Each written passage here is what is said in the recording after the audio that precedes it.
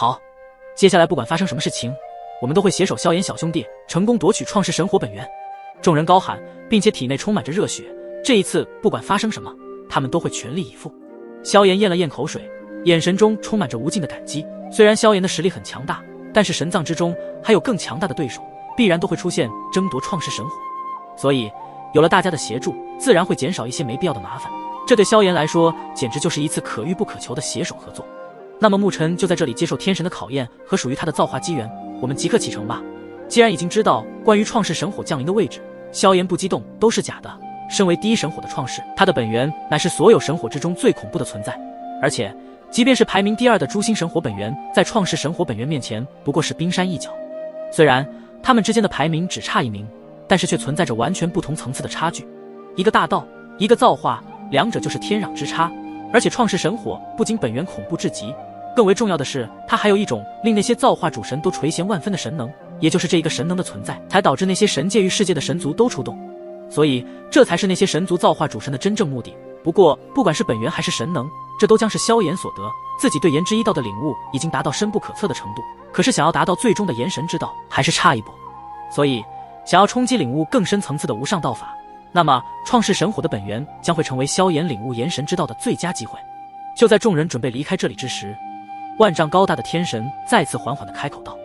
本天神传送你们进入神藏中心吧，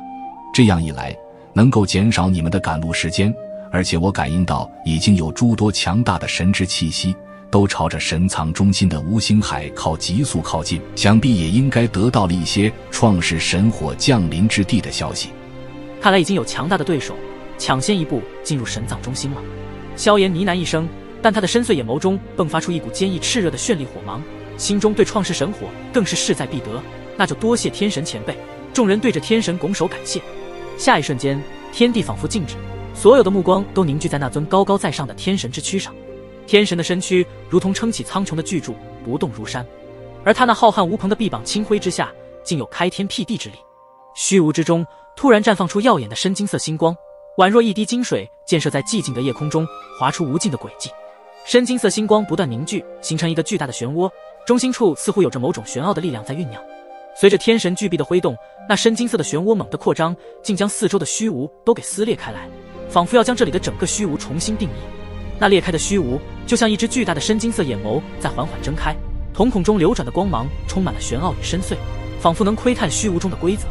萧炎、盘龙以及神罗殿殿主和天罗殿殿主都惊叹地凝视着这一幕，他们个个都是大道主神的实力，眼中闪过一抹难以置信之色。有的曾历经万古岁月，见多识广，但此刻仍旧为这玄奥的造化之威所震撼。他们深知，这股玄奥力量不仅拥有超越大道之上的毁灭恐怖力量，更是蕴含着造化气息，能够从无到有，从虚无中诞生万物，这就是造化神力。在深金色眼眸完全睁开之际，一股摄人心魄的力量爆发而出，其中玄奥规则弥漫，众人能够清晰地感受到，那深金色眼眸中的威能是造化之力所化，足以开天辟地，创造一方新世界。紧接着，萧炎等神元宫众人以及2位神殿殿主毫不犹豫地冲入那深金色的眼瞳之中，仿佛被一股无形的吸力牵引，消失在了那片深金色的眼眸漩涡之中。众人的身影虽然消失了，但那深金色的眼眸依旧在虚无中闪烁，仿佛在诉说着造化神力的玄奥与伟大。而天神则静静地注视着这一切，刚刚那深金色的眼眸漩涡逐渐隐没在虚无的深处，直至不见，而后低头俯视看向那道天神造化碑。无上法神的传承者，这是你在神之路中的关键时刻，希望你能够顺利地通过考验，本天神的造化传承已经为你等候。萧炎、盘龙等一行人在深金色眼眸的漩涡中穿梭，时空交错，他们仿佛跨越了漫长岁月，又似乎只是短暂的瞬间。当他们重新睁开双眼之时，发现自己已经身处神藏的中心，无痕之地，无星海。而眼前的景象更是震撼了众人的神魂，这里并非是普通的海域，而是一片充满着无尽毁灭的气息。无星海不是波澜壮阔的海水，而是虚空中残留着无数星球的残骸碎片，更是弥漫着的毁灭之气，如同实质般缭绕在他们周围。萧炎、神元宫等众人凝视着四周，只见无数星球碎片在虚空中飘散，宛如星辰陨落，这仿佛是大咒间最为悲壮的篇章。